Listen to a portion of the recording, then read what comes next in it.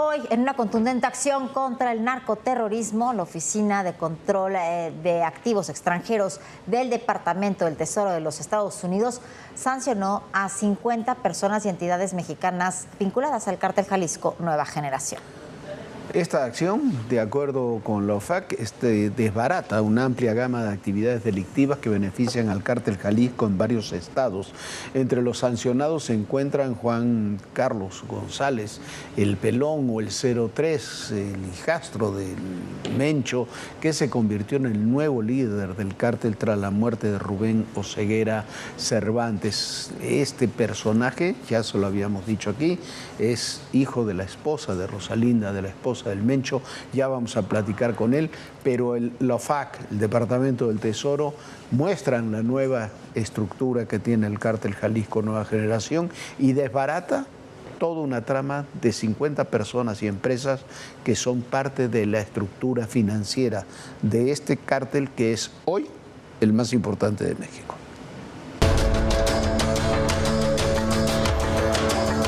Las autoridades estadounidenses, en colaboración con la Secretaría de Hacienda de México, le acaban de dar otro mazazo a las organizaciones criminales que, por lo menos en nuestro país, parecen moverse como pez en el agua. El Departamento del Tesoro, específicamente la Oficina de Control de Activos Extranjeros, la OFAC, sancionó a 55 personas y entidades mexicanas vinculadas al cártel Jalisco Nueva Generación. Otra de las organizaciones designadas como grupo terrorista por el Departamento de Estado de la Unión Americana. El objetivo de las sanciones es cortar las redes, amputar los tentáculos, desarticular las actividades que benefician al cártel Jalisco Nueva Generación en diferentes estados de la República Mexicana. La Unidad de Inteligencia Financiera, la UIF, presentó ante la Fiscalía General de la República una denuncia por el probable delito de operaciones con recursos de procedencia ilícita e incluyó a los 55 sancionados en la lista de personas bloqueadas. En compás absoluto, en Estados Unidos el Departamento del Tesoro congeló los bienes y el patrimonio de los mismos sancionados. Entre ellos la cúpula, la parte más alta del organigrama delictivo del CJNG, Juan Carlos González alias El Pelón, nuevo mandamás del grupo, Gonzalo Mendoza Gaitán alias El Sapo y Audias Flores Silva, mejor conocido como el jardinero detenido en abril pasado, encargados de liderar la red de lavado de dinero que alimentaba al cártel, principalmente en estados como Jalisco, Nayarit, Michoacán, Guerrero y Zacatecas. Entre las empresas sancionadas hay gasolineras, tiendas de bebidas alcohólicas, negocios mayoristas de ropa, fábricas productoras de cultivos para bebidas, constructoras, productoras agrícolas y mueblerías. El secretario del Tesoro, Scott Bessent, fue muy claro en la meta de tales esfuerzos conjuntos: golpear el liderazgo, a los cómplices y las redes criminales de las organizaciones terroristas, como el cártel Jalisco Nueva Generación. Raciel Cruz Salazar, Azteca Noticias.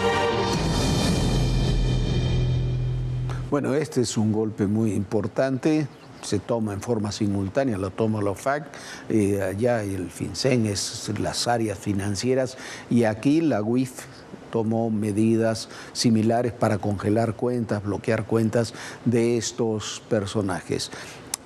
A ver, la Oficina de Control de Activos del Departamento del Tesoro aplicó estas sanciones a todos estos personajes. Son más de 50 personas y entidades vinculadas al cártel Jalisco Nueva Generación. Entre los sancionados están Juan Carlos González, otros lo llaman Juan Carlos González Valencia, otros Juan Carlos Valencia González. Lo cierto es que este hombre joven todavía, es el hijo de Rosalinda, es Rosalinda González Valencia, es la de los Queenies, es la esposa o la esposa de una de las parejas del Mencho, que falleció en febrero pasado en estos enfrentamientos con la Defensa Nacional, y es el hombre que estaba ya perfilado como para ser el sucesor del Mencho desde tiempo atrás. Aquí ya se lo habíamos platicado. El otro personaje central es Gonzalo Mendoza Gaitán, que es, la llaman el Sapo. Entre el Pelón o el 03, como se llama le llaman a Juan Carlos González, y el Sapo, este joven Mendoza Gaitán, también son alrededor de 40 años los dos, son los que tienen el control real del cártel Jalisco Nueva Generación. Se lo disputaba, estaba ahí Audias Flores Silva, el jardinero, que es un hombre mayor, había hecho su carrera criminal de la mano prácticamente del Mencho, venían desde Michoacán ambos trabajando, pero este fue detenido hace ya algunos meses y quedó fuera de la lucha por la sucesión. Paradójicamente, la detención de Audias Flores Silva le permitió a Juan Carlos González y a Mendoza Gaitán, al 03 o el Pelón y el Sapo, tener el control del cártel. Uno se encarga del cártel en sí, el otro se encarga fundamentalmente de varias plazas, pero también se encarga de la parte, llamémosle, armada, militar. Hay varios lugartenientes que quedan aquí señalados: Carlos Andrés Rivera Varela, Francisco Gudiño Aro, Julio César Montero Pinzón, Julio Alberto Castillo Rodríguez, que son, como usted ve, es una nueva generación del cártel Jalisco que está actuando y se ha hecho cargo de esa organización. Muchas veces hemos dicho que si no se desmantelan las redes de complicidad que hay en distintos ámbitos de poder y de complicidad y de protección a los cárteles, estos se pueden regenerar. El golpe, la caída del Mencho fue un golpe importantísimo, pero el cártel ahí está. El cártel sigue funcionando y sigue trabajando y desarrollándose en distintas partes del país. Ahora con una nueva dirección, un nuevo liderazgo de una generación más joven y más violenta que la que teníamos con anterioridad. A ver cómo van las cosas. Por lo pronto hay que insistir en un punto. Con la división del cártel de Sinaloa y las distintas fracciones que están en lucha entre sí en buena parte del norte del país, el cártel Jalisco Nueva Generación, con este nuevo liderazgo, se ha convertido en el cártel, en la organización criminal más importante del país. Hoy recibió un golpe durísimo. A ver cómo se refleja eso en lo importante, lo otro que es muy importante, las redes de protección y complicidad política que les permiten, Viviana, operar.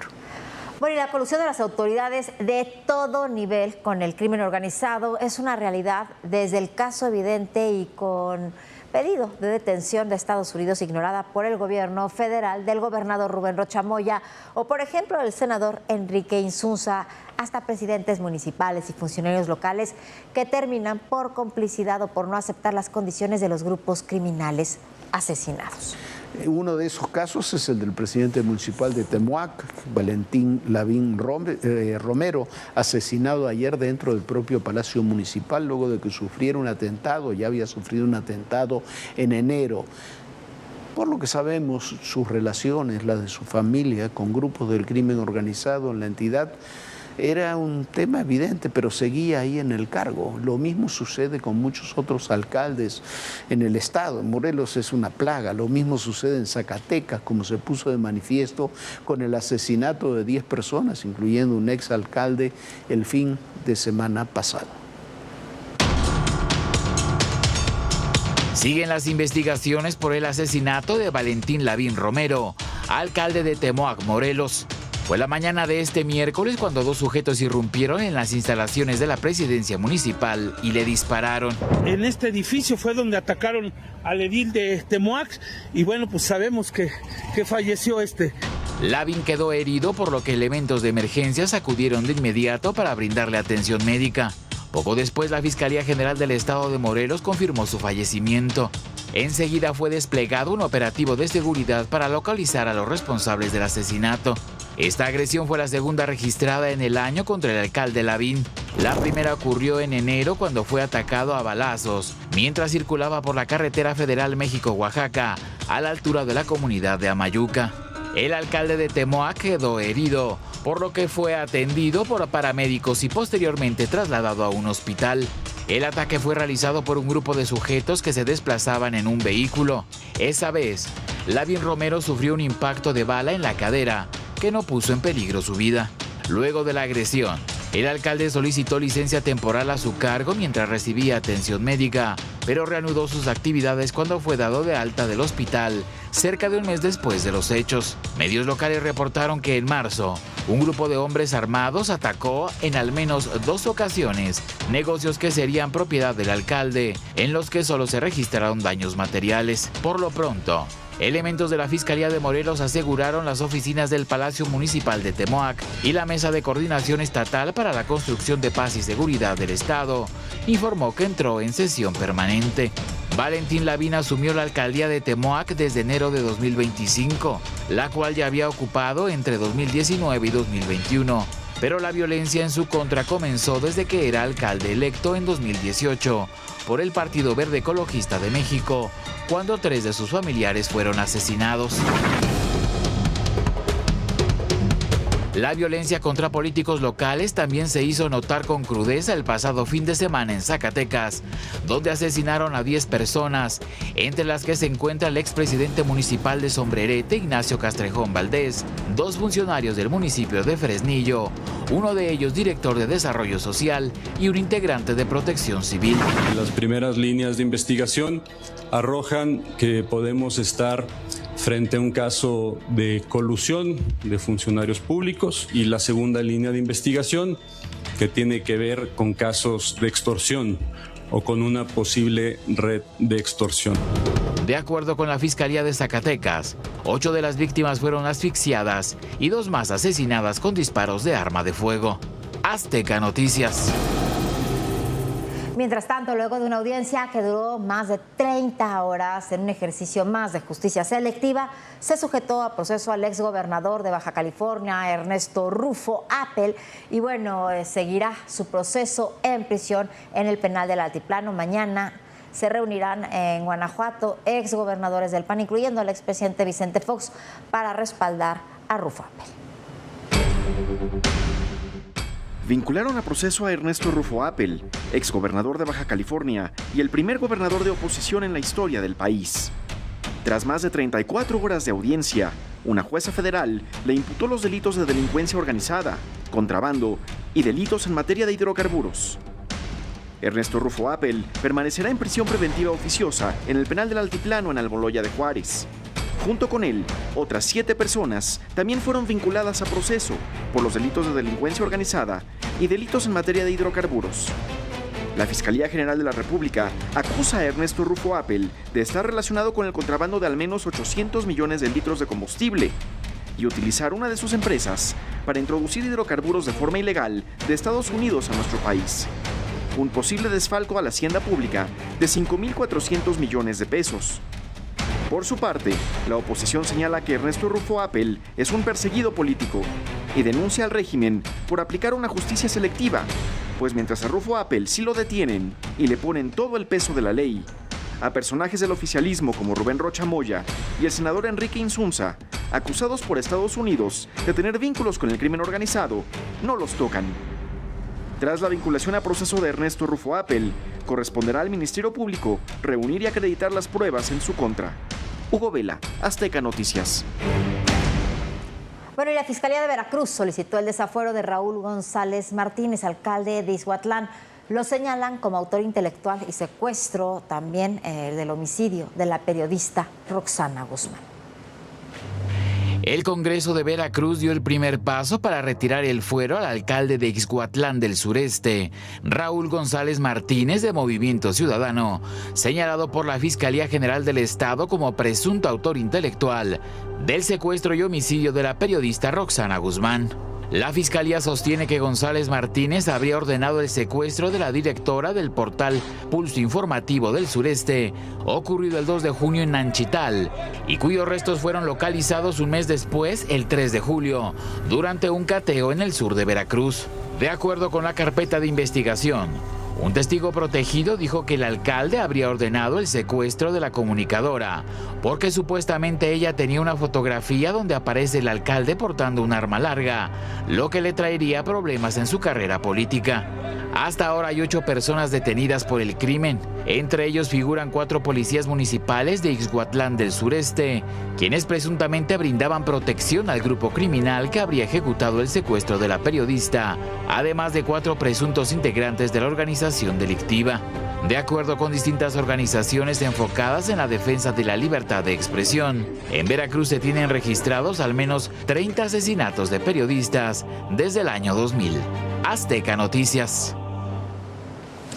Bueno, yo no dudo que el alcalde o otro alcalde, dice que serían 2 alcaldes los que están involucrados en este tema, como han estado involucrados policías municipales y demás en la muerte, en el asesinato de Roxana. Ahora, el argumento de que eso es porque ella tenía una foto me resulta inverosímil, tan inverosímil como la prisión a Ernesto Rufo, cuando es evidente, por lo menos por las pruebas que se presentaron, que no tienen nada que ver con él personalmente, con la operación del contrabando de combustible de lo que se le acusa. Mientras tanto, hoy se reunió el encargado comercial de Estados Unidos, James Greer, con la presidenta Sheinbaum, luego de la reunión de renegociación del TEMEC. Creo que se estaba desarrollando la reunión simultáneamente con los especialistas. Él fue a las 10 de la mañana a Palacio Nacional. Estados Unidos sigue insistiendo en colocar en la negociación muchos temas que van desde la seguridad y el agua hasta las reglas de origen. Eso no se vio hoy, pero lo había dicho Greer ya también desde el día de ayer. De eso hablamos también con el ex secretario de Hacienda, el consultor económico y financiero Ernesto Cordero. Esta semana la Ciudad de México fue sede de una nueva ronda de negociaciones para la revisión del TEMEC entre México y Estados Unidos. A diferencia de encuentros anteriores, Canadá quedó fuera de estas mesas bilaterales. Las negociaciones se tensan, sobre todo desde que Donald Trump decidió no prorrogar de manera automática el tratado comercial y este tendrá revisiones anuales. Las mesas de negociación para la revisión avanzan en un contexto muy distinto al que existía cuando el tratado fue firmado en 1994. Hoy ya no se discuten únicamente reglas comerciales. Las decisiones que se tomen en los próximos meses estarán influenciadas por un entorno de incertidumbre jurídica, tensiones geopolíticas, nuevas políticas arancelarias de Estados Unidos y un menor dinamismo en la economía mexicana. Y creo que la razón es muy simple. Es la falta de Estado de Derecho, es la destrucción del Poder Judicial en México lo que está deteniendo la inversión. El que el privado que va a arriesgar su dinero sabe que si lo hace y tiene un problema, no lo va a poder resolver porque hay un juez que está a modo y que está apoyando al gobierno todo el tiempo. Eso el gobierno nunca lo va a aceptar, pero esa es la causa principal de que la economía mexicana esté estancada. Durante varios años, México logró crecer por encima de Estados Unidos. Entre el año 2000 y 2012, recuerda Ernesto Cordero, la economía mexicana mantenía un ritmo cercano al 1.5 puntos porcentuales, superior al de su principal socio comercial. Posteriormente, entre el 2018, ambos países comenzaron a crecer al mismo ritmo. Sin embargo, a partir del 2018, la tendencia cambió. Desde entonces México está estancado, no tiene tasas de crecimiento razonables, crecemos por abajo de Estados Unidos para tener una métrica de comparación y bueno, pues eso se refleja porque no hay inversión y ahora con la destrucción del Poder Judicial aún más. Uno de los golpes más fuertes a la confianza de los inversionistas fue, sin duda, la cancelación del nuevo aeropuerto internacional de Texcoco. El presidente López Obrador se inaugura, ¿no? Se despacha cancelando una de las inversiones en infraestructura más importantes para el país. Y mira, ya es muy fácil compararlo. El aeropuerto de la Ciudad de México competía con el aeropuerto de Estambul para ser los 2 aeropuertos más modernos del mundo, diseñados por arquitectos prestigiados, en fin. Ve lo que es Estambul hoy, el aeropuerto de Estambul, lo que es Turquía, lo que está creciendo Turquía y lo que está creciendo México. ¿Por qué? Porque tomamos una mala decisión. La revisión anual del TEMEC también introduce un nuevo elemento de incertidumbre. Otro factor que sin duda está afectando pues, es el tema de las revisiones anuales del Tratado de Libre Comercio también, ¿no? El que cada año se estén revisando puntos específicos del tratado, aunque el tratado siga vigente, ¿eh? El tratado sigue vigente y va a seguir vigente un buen rato, pero que cada año se estén revisando cosas muy puntuales, pues no te genera la certeza para invertir en el largo plazo. Aunque producir en México sigue ofreciendo ventajas en algunos costos, al hacer el cálculo completo aparecen otros factores que encarecen significativamente la operación. Por ejemplo, la incertidumbre jurídica, los problemas de seguridad pública, el pago de extorsiones por grupos criminales a algunas empresas, el incremento en ciertos costos laborales y la dificultad para planear inversiones a largo plazo. Los costos laborales en México ya empiezan a ser prohibitivos para muchos empresarios que quieren arriesgar en México. Entonces ya no es que seamos mucho más baratos, Yo creo que ya empieza el costo de producir en México por todos estos agregados, ya empieza a ser relevante, y entonces pues mejor nos vamos a producir en un lugar donde haya estado de derecho, donde haya certeza y donde pues podemos tomar decisiones de largo plazo en la inversión. Hay otro factor, la expansión de vehículos y empresas chinas en México, que se ha convertido en uno de los temas más sensibles dentro de la relación comercial entre Washington y México. Volteamos a ver a China y todo lo que nos ofrece, aunque se enojen nuestros vecinos y socios, o pues más bien hacemos una alianza estratégica de largo plazo como lo hemos tenido con Estados Unidos y con Canadá, y le cerramos un poco la puerta a los chinos. Es un dilema que no se puede resolver fácilmente porque, pues nos guste o no nos guste, compartimos una muy larga frontera con Estados Unidos, son nuestros principales socios comerciales y a pesar de los pesares, a pesar de los aranceles, siguen siendo pues uno de los puntales y de las ventajas que tiene la economía mexicana, la vecindad con Estados Unidos. Entonces, bueno, pues ahí México tendrá que reacomodarse. Pero hay otro tema que podría complicar aún más las negociaciones. En México no hay energía, ¿no? Es un problema. Si se quieren establecer empresas en México, pues no pueden porque no se garantiza el suministro eléctrico. Pues ¿por qué? Porque de nuevo tenemos un monopolio estatal, que es la Comisión Federal de Electricidad, y donde el gobierno decide a quién le da luz y a quién no se la da. En este momento en que el TEMEC entra en una nueva etapa de revisión y el entorno internacional se vuelve cada vez más competitivo, la capacidad de México para atraer inversión dependerá no solo de las negociaciones comerciales, sino también de la confianza que sea capaz de generar dentro de sus propias instituciones. Bueno, ahí están los temas. Por una parte, lo de seguridad, que transita por otros rumbos, pero después la de la seguridad jurídica, la reforma al Poder Judicial, que fue catastrófica en ese sentido, la falta de energía, la falta de agua, la falta de infraestructura. Se invirtió en infraestructura que no tiene nada que ver, que no sirve para todo esto, la falta de gas. Y entonces, esos son los problemas que tenemos. Además, con una renegociación que se va a hacer, como decía Ernesto, como lo sabemos públicamente, año, con costos siempre muy difíciles, muy altos para la certidumbre económica del país. Así están las cosas. La próxima reunión, se dijo hoy, será, no hay fecha, pero será aproximadamente entre fines de agosto y septiembre. Y bueno, en otro tema, el secretario de Estado de los Estados Unidos, Marco Rubio, aseguró que el régimen comunista cubano continúa explotando a su pueblo y sirviendo como el principal patrocinador del radicalismo de izquierda y de violencia política en el hemisferio. En un comunicado, Rubio detalló que emitieron sanciones a 9 entidades y 2 individuos asociados con la dictadura cubana, incluidos 4 actores malignos que se benefician de la explotación y el trabajo forzado de las brigadas médicas del régimen en el extranjero y de una red de evasión de sanciones asociada con el conglomerado militar, es un conglomerado militar del Estado cubano, Gaesa. Ahí están las cosas. Unas horas antes, en la reunión de ministros de Relaciones Exteriores de la Asociación de Naciones del Sudeste Asiático en Filipinas, Marco Rubio aseguró por años que el régimen cubano ha dependido de subsidios de gobiernos comunistas y que es incapaz de resolver su crisis económica. We want Cuba to be free.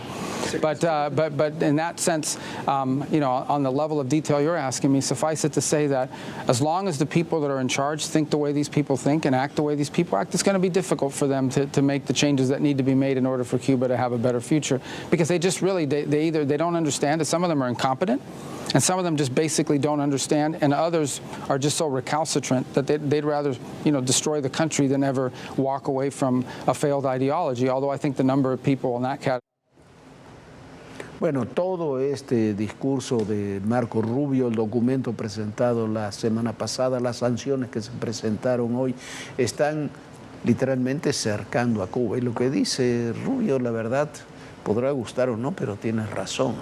Hay una mezcla de incompetencia y de radicalismo ideológico que impide transformar cualquier cosa en Cuba. Hace 15 años, como dijo Rubio, están tratando de que la economía funcione y cada día se estanca más. La situación hoy en Cuba es dramática, no funciona nada. Ya se fue desde el día de mañana, concluyen todas las operaciones del último grupo hotelero importante que estaba funcionando en Cuba, que era la cadena española de Meliá. El día de mañana terminan completamente sus operaciones y la economía cubana está completamente estrangulada. Y hay otra relación directa entre lo que está sancionando en este momento el secretario Rubio con lo que sucede en México. Dijo en ese comunicado que es trabajo forzado a las brigadas médicas de los cubanos para que el régimen cubano reciba dinero. Y quien más ha contratado doctores o personas cubanas aquí para poder beneficiar al régimen y darle dinero es nada más ni nada menos que México. Y México, además de todo, lo sigue haciendo. Implícitamente estamos nuevamente involucrados en un conflicto con los Estados Unidos por este tema. Nosotros ya nos vamos. Muchísimas gracias por habernos acompañado. Descanse, sueñe bonito y, por supuesto, nos vemos mañana aquí en Todo Personal. Bonita noche, Jorge. Muy buenas noches, Viviana. Muy buenas noches a todos ustedes. Y recuerden, el poder y en la política todo, pero absolutamente todo es personal. Gracias.